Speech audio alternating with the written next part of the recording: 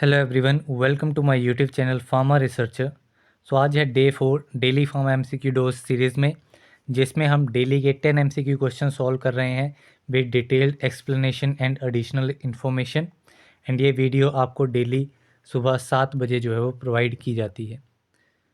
सो चलिए स्टार्ट करते हैं आज के पहले क्वेश्चन से।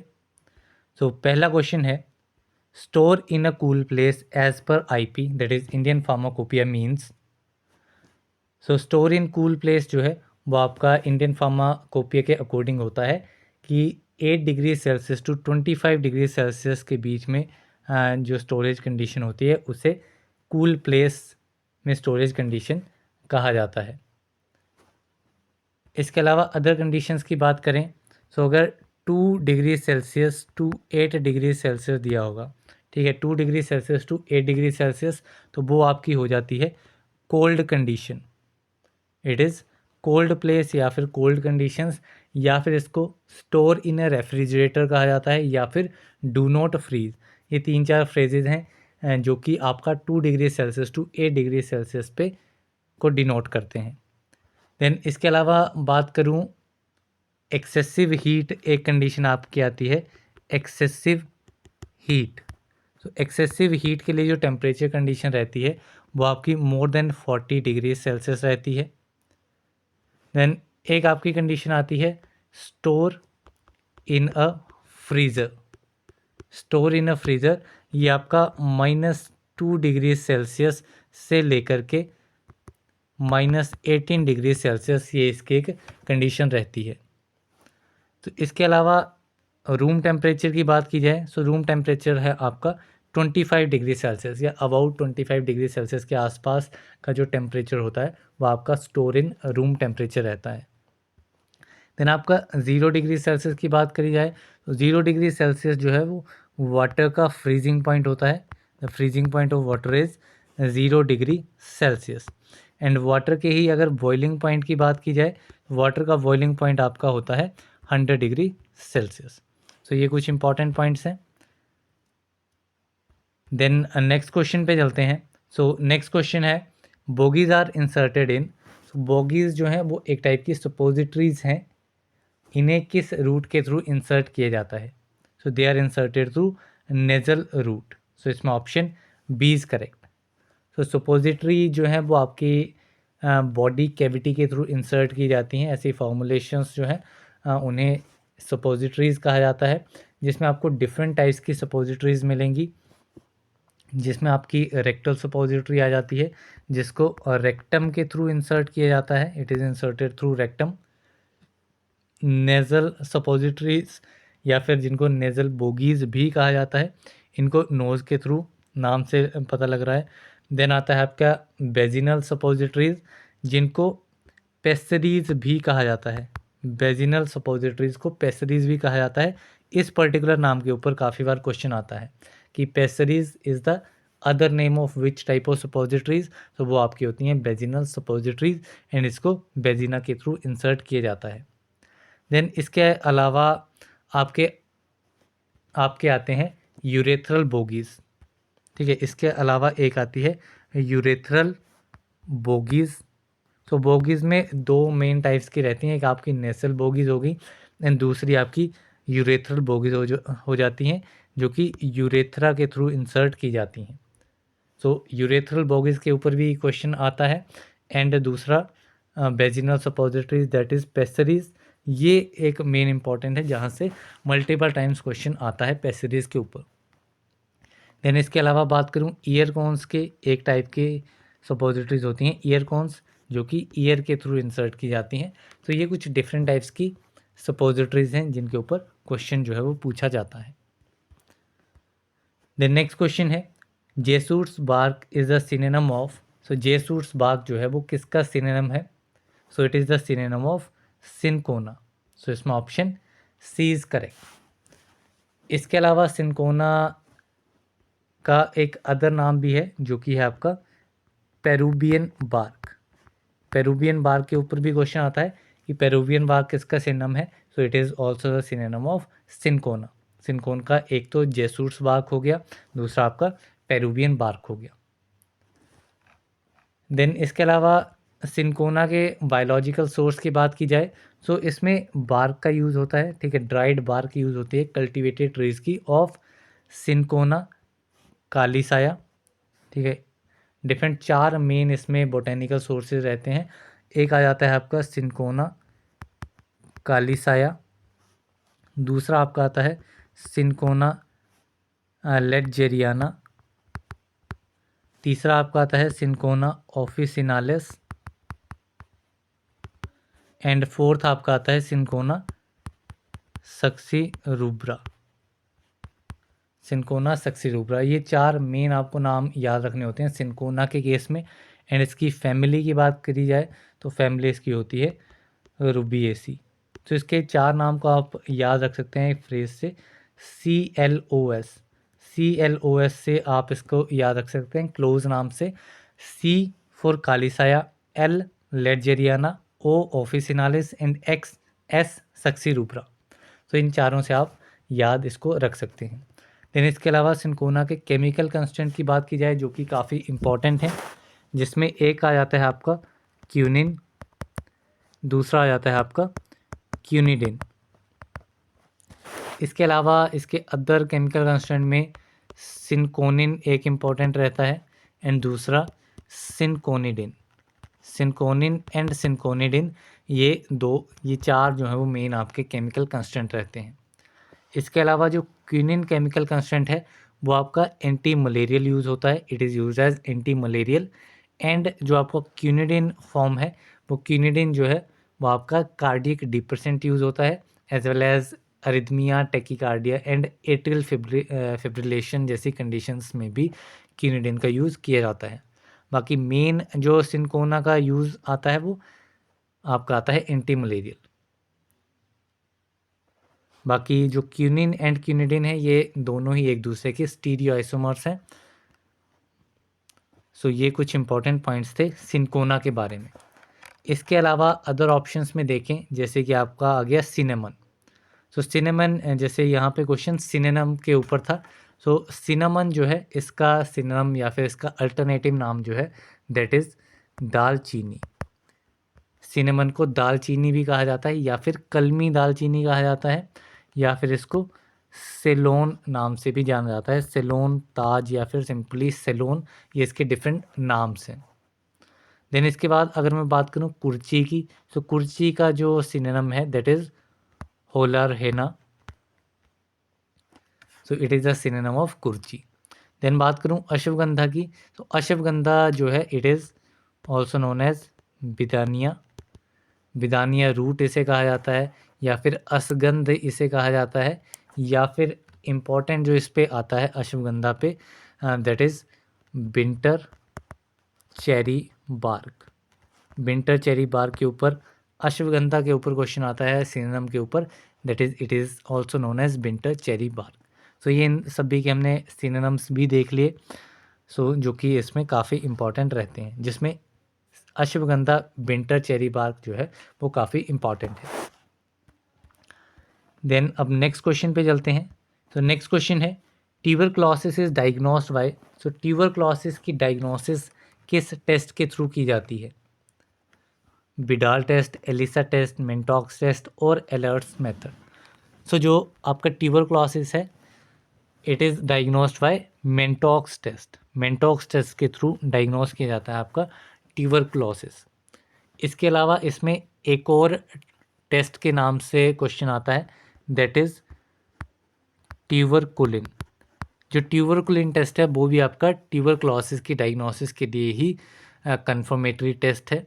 इसके अलावा इसमें वेरियस टाइप के डायग्नोस्टिक टेस्ट रहते हैं Mantoux test and tuberculin test के अलावा, जिसमें आपका नियासिन टेस्ट आ जाता है, न्यूट्रल रेड टेस्ट आ गया, नाइट्रेट रिडक्शन टेस्ट आ गया, कैटालेज पेरोक्सीडेज टेस्ट। सो ये डिफरेंट टेस्ट हैं जिसमें इंपॉर्टेंट जो है वो आपके मेंटॉक्स एंड ट्यूबरकुलिन टेस्ट ही, इन दोनों के ऊपर ही मोस्टली क्वेश्चन पूछा जाता है। देन इसके अलावा बात करूं बिडाल टेस्ट के बारे में, तो बिडाल टेस्ट जो है ये भी काफ़ी बार एग्ज़ाम में पूछा जाता है। तो बिडाल टेस्ट जो है वो आपका बिडाल टेस्ट टाइफॉइड के लिए डायग्नोस्टिक टेस्ट है बिडाल टेस्ट। देन बात करूँ एलिसा टेस्ट की, सो एलिसा टेस्ट जो है वो आपका एड्स के लिए डायग्नोस्टिक टेस्ट है। एंड इसके अलावा एड्स के लिए ही अदर टेस्ट की बात करूँ तो इसमें वेस्टर्न ब्लॉट टेस्ट आ जाता है, पॉलीमरेज चेन रिएक्शन आ जाता है PCR, देन इसमें आपका रिवर्स इम्यूनोब्लॉट ऐसे आ जाता है। एक इम्पॉर्टेंट आता है इसमें फूजी रेबियो एग्लूटिनेशन टेस्ट, एंड दूसरा इसमें एड्स में आता है आपका कार्पस टेस्ट। कार्पस टेस्ट जो है वो भी आपका एड्स के लिए आइडेंटिफिकेशन टेस्ट है। इसके अलावा अदर कंडीशंस की बात करूं, अदर डिजीज़ की बात करूं, जिसमें आपका एक आता है लेप्रोसी। सो लेप्रोसी के लिए डायग्नोस्टिक टेस्ट आपका रहता है लेप्रोमिन। ठीक है, ये इसके नाम से ही काफ़ी क्लियर हो जाता है, लेप्रोमिन टेस्ट जो है वो आपका लेप्रोसी के लिए रहता है। देन इसके अलावा एक क्वेश्चन आपका सिफिल्स के ऊपर बनता है। सिफिल्स के लिए एक टेस्ट रहता है BDRL test, that is venereal disease research laboratory test. So ये टेस्ट आपका सिफिल्स के लिए रहता है। इसके अलावा सिफिल्स के लिए एक और टेस्ट होता है काहन्स टेस्ट। काहन्स टेस्ट भी आपका सिफिल्स की डायग्नोसिस के लिए रहता है। And one more test is Wassermann test. तो बेसरमैन टेस्ट भी आपका सिफिल्स के लिए रहता है। इसके अलावा एक क्वेश्चन आपका डिप्थेरिया के ऊपर भी इसी पार्ट में से बनता है, डायग्नोस्टिक टेस्ट के ऊपर। तो डिप्थेरिया के लिए जो कन्फर्मेटरी या फिर डायग्नोस्टिक टेस्ट है उसमें आपका आ जाता है शिक टेस्ट। शिक टेस्ट एंड इसके अलावा एलेक टेस्ट भी इसमें डायग्नोस्टिक टेस्ट रहता है डिप्थेरिया के लिए। इसके अलावा एक क्वेश्चन आपका ब्रूसिलोसिस के ऊपर बनता है, ये भी क्वेश्चन पूछा गया है। सो ब्रूसिलोसिस के ऊपर जो है आपका टेस्ट जो रहता है that is Coombs test. Then इसके अलावा अगर रूमेटॉइड अर्थराइटिस के ऊपर अगर क्वेश्चन आता है, RA से मैंने एब्रीवेट कर दिया है रूमेटॉइड अर्थराइटिस को, तो इसके लिए डायग्नोस्टिक टेस्ट आपका रहता है रोज़ वाटर टेस्ट। सो ये कुछ इंपॉर्टेंट टेस्ट है जो कि आपके सारे के सारे इसमें जो मैंने आपको टेस्ट बताए हैं वो सारे के सारे ही इंपॉर्टेंट हैं एंड कहीं ना कहीं प्रीवियस ईयर क्वेश्चन पेपर में पूछे गए हैं। सो अभी नेक्स्ट क्वेश्चन पे चलते हैं। सो नेक्स्ट क्वेश्चन है an example of alkylating agent is. Alkylating agent का एग्जाम्पल कौन सा है इनमें से? तो अल्काइलेटिंग एजेंट एंटीन्यूप्लास्टिक एजेंट्स के कैटेगरी में आते हैं। सो मीथोट्रेक्सेट, माइटोमाइसिन C और डोइनोरोबिसिन और 5-फ्लोरोयूरासिल। सो इसमें माइटोमाइसिन C जो है it is an example of alkylating agent. So mitomycin C जो है वो अगर आप एंटीन्यूप्लास्टिक एजेंट्स कैटेगरी आप देखेंगे उसकी क्लासिफिकेशन, तो उसमें माइटोमाइसिन C जो है वो आपका एंटीबायोटिक्स क्लास में आपको देखने को मिलेगा। एंटीबायोटिक्स कैटेगरी में आपको माइटोमाइसिन C ड्रग जो है वो देखने को मिलेगा।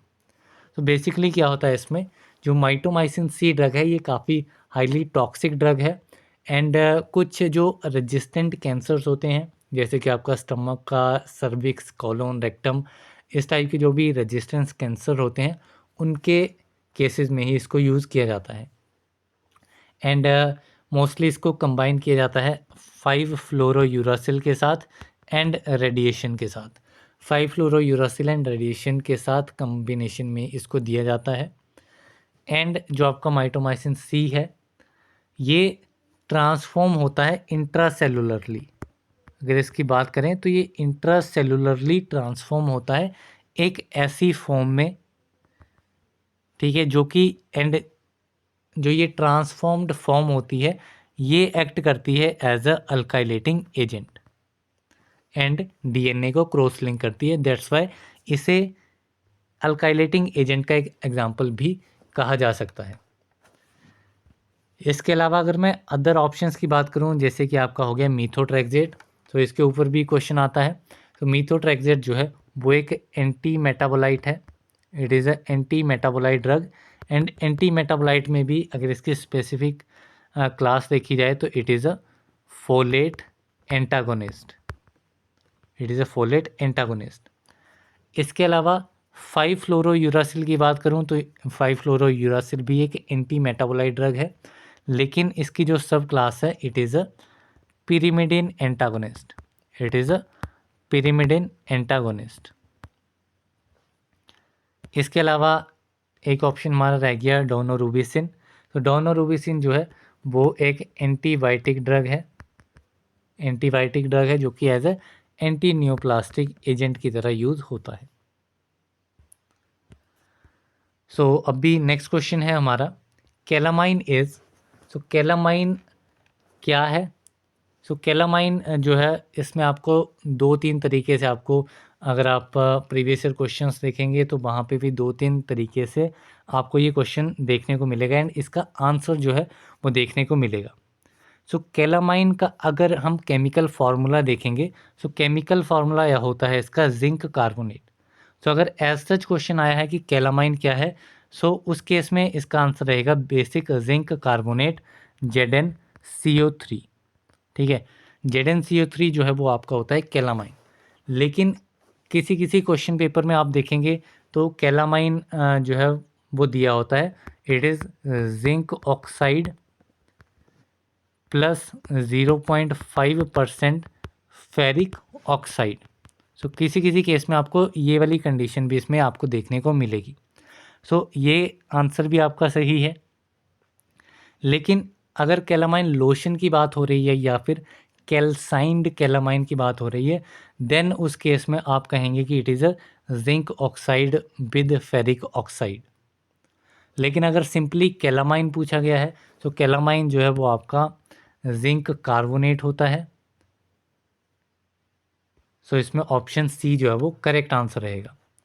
एंड इसकी माइल्ड एस्ट्रिंजेंट प्रॉपर्टी होती है। ठीक है, it is mild astringent property and anti septic action होता है। क्योंकि अगर ये क्वेश्चन अगर आप कंफर्म करना चाहें तो आपको डिफरेंट बुक्स में इसके बारे में मिल जाएगा, आप नेट पे या 10th 12th क्लास की जो केमिस्ट्री की बुक होती है उसमें भी इसमें आपको मिल जाएगा कि कैलामाइन जो है वो बेसिक जिंक कार्बोनेट होता है। देन इसका आपको केडी त्रिपाठी में भी अगर आप कैलामाइन सर्च करेंगे तो उसमें भी यही दिया गया है कि it is a zinc carbonate. And अगर उसमें कैल्साइंड कैलामाइन की बात की गई है तो उसमें जिंक ऑक्साइड के बारे में बताया गया है। एंड अगर यही क्वेश्चन अगर कैलामाइन लोशन के ऊपर आएगा तब आप बोलेंगे it is a zinc oxide plus 0.5% ferric oxide. Then next question पे चलते हैं। सो नेक्स्ट क्वेश्चन है HLB value of a surfactant between 7 to 9 is used as. So HLB value that is hydrophilic lipophilic valence. तो इसकी जो value होती है surfactant की, सो इसमें डिफरेंट रेंजेस होती हैं जिसमें आपकी 1 से लेकर के 40 रेंज तक आपका HLB वैल्यूज सर्फेक्टेंट की आपको देखने को मिलेंगी। जिसमें अगर मैं 1 की बात करूं तो 1 में आपका आ जाता है ओलिक एसिड, 1 में आपका ओलिक एसिड आ जाएगा। एंड 40 वैल्यू जो होगी वो आपकी होगी सोडियम लॉरेल सल्फेट की। तो ये दोनों वैल्यूज़ आपको इम्पॉर्टेंट हैं। बाकी इसके अलावा जो यहाँ पे कैटेगरी दी गई है बिटवीन 7 to 9, जो कि आपका यही जो कुछ रेंज अभी मैं आपको आगे बताऊंगा, सो उसमें ही आपको मोस्टली क्वेश्चन देखने को मिलेगा प्रीवियस ईयर। तो जो 7 to 9 है वो आपकी रेंज होती है वेटिंग एजेंट की। देन अब बात करते हैं HLV वैल्यूज़ की। सो HLV वैल्यूज़ जो हैं वो एक तो मैंने आपको बता दिया 1 to 40 रहेंगी। ठीक है, और जितनी ज़्यादा इसमें वैल्यू होगी उतना ही आपका जो कंपाउंड है या आपका जो सर्फेक्टेंट है वो हाइड्रोफिलिक होगा, हाइड्रोफिलिक रहेगा। Hydrophilic means water loving. So इसी में अगर हम इसकी डिफरेंट वैल्यूज़ देखें तो इसमें सबसे पहले आ जाती है 1 to 3 रेंज में। तो 1 to 3 रेंज जो है उसमें आपकी कैटेगरी आती है एंटी फॉर्मिंग एजेंट। इसमें आपकी कैटेगरी आएगी एंटी फॉर्मिंग एजेंट। तो ये आपका लिपोफिलिक वाले पोर्शन में आती है। देन इसके बाद अगर रेंज बात करूँ 3 to 8 की, तो 3 to 8 आएगी आपकी water in oil emulsifier. It is water in oil emulsifier. So आप देखेंगे यहाँ पे वाटर इन ऑयल है, मीन्स ऑयल जो है वो ग्रेटर अमाउंट में है, दैट इज़ ये आपका लिपोफिलिक पोर्शन में फॉल करेगा। जैसे जैसे इसकी वैल्यू जो है वो बढ़ती जाएगी, इस रेंज की ये वैल्यू जब जैसे जैसे बढ़ेगी तो वैसे वैसे आपका ये वाला पोर्शन लिपोफिलिक पोर्शन जो है वो आपका हाइड्रोफिलिक पोर्शन में कन्वर्ट होने लगेगा। जैसे अगर हम नेक्स्ट देखें तो 7 to 9 हमने बात करी, ये आपका वेटिंग एजेंट होता है। 7 to 9 के बाद में अगर बात करूं 8 वैल्यू की, तो 8 वैल्यू जो है वो आपकी आती है फॉर्मिंग एजेंट की। जैसा हमने स्टार्टिंग में 1 to 3 के लिए देखा तो वो एंटी फॉर्मिंग एजेंट है, ठीक है। 8 पे अब वो फॉर्मिंग एजेंट वाली कैटेगरी में आ गया। देन इसके बाद बात करूं 8 to 16 की, सो 8 to 16 जो है वो आपकी ऑयल इन वाटर इमल्सिफायर आ गया, ठीक है। ऑयल इन वाटर इमल्सिफायर, यहाँ पे वाटर जो है वो आपका ज़्यादा अमाउंट में है, दैट इज़ अब ये आपका हाइड्रोफिलिक पोर्शन में फॉल होने लग पड़ा है। देन इसके अलावा 13 to 16, इसके ऊपर भी बहुत बार क्वेश्चन पूछा गया है 13 to 16 वैल्यू के ऊपर। सो ये आपकी होती है डिटर्जेंट के लिए। डिटर्जेंट के लिए आपकी 13 to 16 हाइड्रो HLV वैल्यू रहती है। देन इसके अलावा 16 to 18 की बात करें तो 16 to 18 में आपका सोलिवलाइजिंग एजेंट जो है वो आपका आता है। सोलिवलाइजिंग एजेंट जो है वो आपका 16 to 18 HLV वैल्यू रेंज में आता है।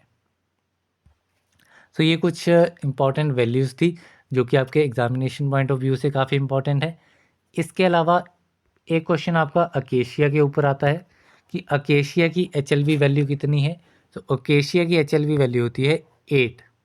अकेशिया की HLV वैल्यू होती है 8। एंड दूसरा एक क्वेश्चन आता है आपका ट्रेगाकांत के ऊपर। ट्रेगाकांत के ऊपर क्वेश्चन पूछा गया है। तो ट्रेगाकांत की जो HLV वैल्यू होती है इट इज़ 13.2। 13.2 जो है वो ट्रेगाकांत की HLV वैल्यू होती है। सो ये 2 पॉइंट आपको याद रखने हैं।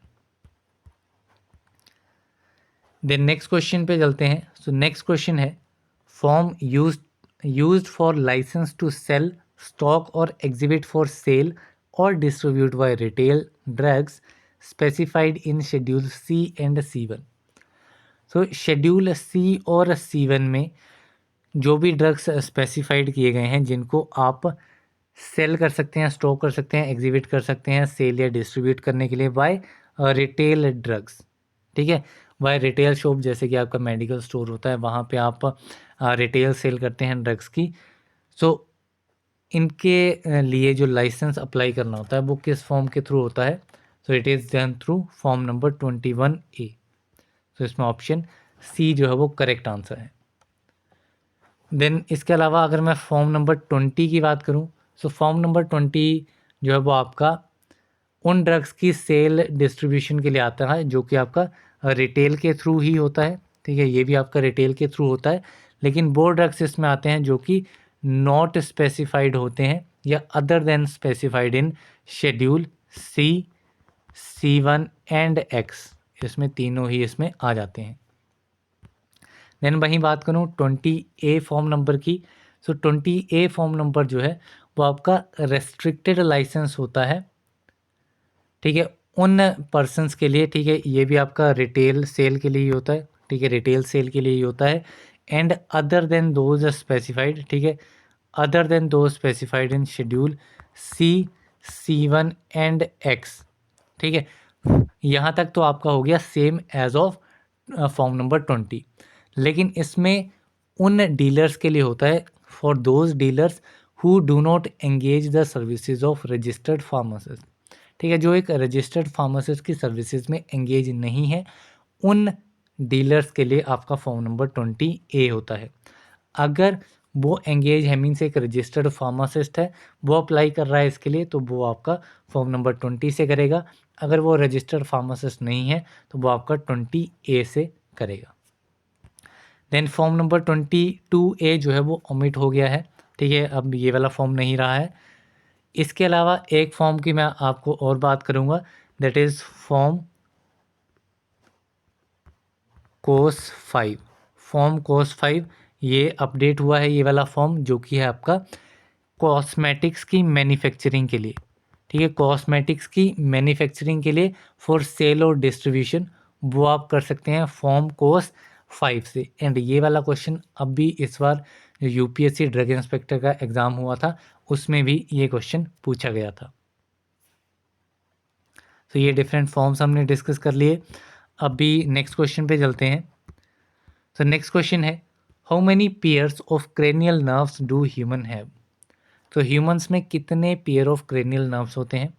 तो क्रेनियल नर्व्स जो कि हमारे ब्रेन को हमारे डिफरेंट पार्ट्स से, बॉडी पार्ट्स से ज्वाइन करते हैं, ठीक है, उनसे कनेक्ट करते हैं, तो वो आपकी होती हैं cranial nerves. And human body में ये टोटल 12 इन नंबर जो है वो आपकी क्रेनियल नर्व्स होती हैं, जिसमें आपको डिफरेंट जो नाम्स होते हैं 12 के 12 पेयर के, वो आपको नाम पता होने चाहिए। तो इन्हीं नाम्स को हम एक बार देख लेते हैं। तो जो फर्स्ट क्रेनियल नर्व होती है वो आपकी होती है all factory cranial nerve. It is all factory cranial nerve. इसके ऊपर भी क्वेश्चन आता है। कुछ कुछ जिनके ऊपर क्वेश्चन आता है वो मैं आपको हाईलाइट कर दूंगा, तो आप वो डेफिनेटली उनको याद रख लेना। सो इसमें सेकंड जो आती है वो है आपकी ऑप्टिक ऑप्टिक नर्व, ये आपकी होती है सेकंड नंबर की। देन आपकी थर्ड नंबर की जो होती है इट इज़ ओकुलोमोटर। तो ओकुलोमोटर आपकी थर्ड नंबर की होती है। इसमें आपको ऑप्टिक वाली ज़्यादा याद रखनी है, क्योंकि ऑप्टिक जो है वो ऑप्टिक एंड ऑल फैक्ट्री, ये दो जो हैं वो काफ़ी इंपॉर्टेंट है। देन इसके अलावा अगर मैं फोर्थ नंबर की बात करूं, तो फोर्थ में आपकी आती है ट्रोक्लियर। एंड फिफ्थ में आपकी आती है, फिफ्थ में आपकी ट्रिजेमिनल आती है। ट्रिजेमिनल जो है वो आपकी फिफ्थ में आती है।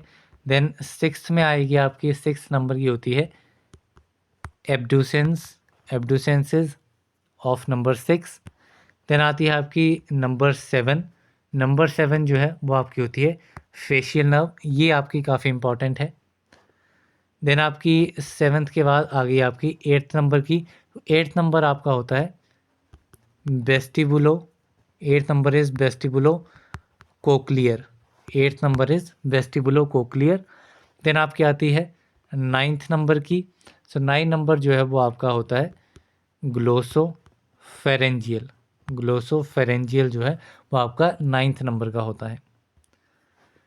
देन 9th के बाद आती है आपकी 10th नंबर की क्रेनियल नर्व, जो कि आपकी होती है वेगस नर्व।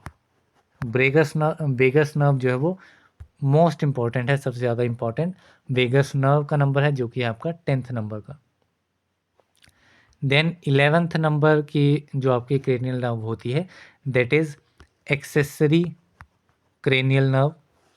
देन लास्ट है आपकी 12th नंबर की क्रेनियल नर्व, जो कि आपकी होती है hypoglossal. Hypoglossal is the 12th number की क्रेनियल नर्व। तो यहाँ पे 12 की 12 क्रेनियल नर्व के नाम हमने देख लिए।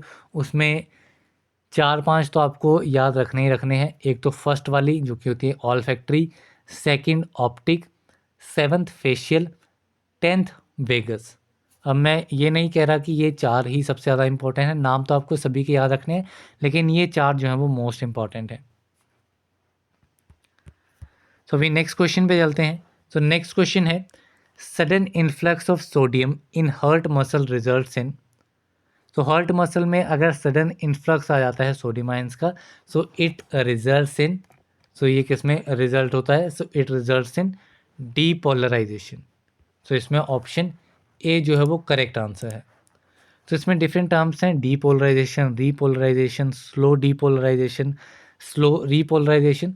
तो इसको याद रखने का, या इसमें कौन कौन सी कंडीशन की वजह से ये अराइज होती हैं, तो इसके लिए एक सिंपल सा ग्राफ जो है वो अभी हम देखते हैं। यहीं पे आपको मैं बना करके दिखा देता हूँ, काफ़ी सिंपल है। तो यहाँ पे आप एक ग्राफ बनाएंगे, एक यहाँ पे एक लाइन ड्रॉ करेंगे, एंड यहाँ से जो इसकी एक्स एक्सिस है इट इज़ फॉर टाइम, जो इसकी बाई एक्सिस है ये आपका होता है पोटेंशियल, इट इज़ पोटेंशियल। अब जो ये लाइन मैंने इसके बीच में ड्रॉ करी है ये आपका होता है रेस्टिंग मेम्ब्रेन पोटेंशियल, आरएमपी से मैंने इसको डिनोट कर दिया है, तो आप याद रख लेना RMP is resting membrane potential. अब सिंपली जो ग्राफ है वो कुछ इस तरीके से जाएगा, लाइक दिस। यहाँ से ये सेम लाइन से रेस्टिंग मेम्ब्रेन पोटेंशियल से ही ग्रो करेगा। सो अब क्या होगा, यहाँ पे रेस्टिंग मेम्ब्रेन पोटेंशियल है, इस पॉइंट पे कोई भी स्टिमुलाई जो है वो स्टिमुलाई की वजह से क्या होगा कि आपका जो वोल्टेज गेटेड सोडियम चैनल है, इस पॉइंट पे आपका सोडियम चैनल आपको याद रखना है, जो आपका वोल्टेज गेटेड सोडियम चैनल है वो ओपन हो जाएगा, जिसकी वजह से डीपोलराइजेशन कोज होगी। यहाँ पे आपका आ जाएगा डीपोलराइजेशन, जो कि सोडियम आयंस की वजह से हुई है। एंड ये पॉइंट आपका आता है एक्शन पोटेंशियल पे, जहाँ पे आपका सबसे ज़्यादा जो इफेक्ट है वो आया है।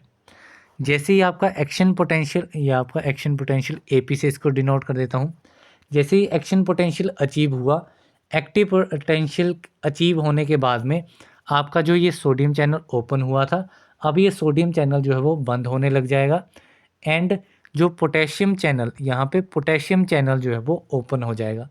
ठीक है, सोडियम चैनल क्लोज हो जाएगा, पोटेशियम चैनल ओपन हो जाएगा, जिसकी वजह से जो आपका स्टिमुलाई जनरेट हुआ था वो धीरे धीरे डिक्रीज होने लग जाएगा, एक्शन पोटेंशियल जो है वो नीचे की तरफ को जाने लग जाएगा।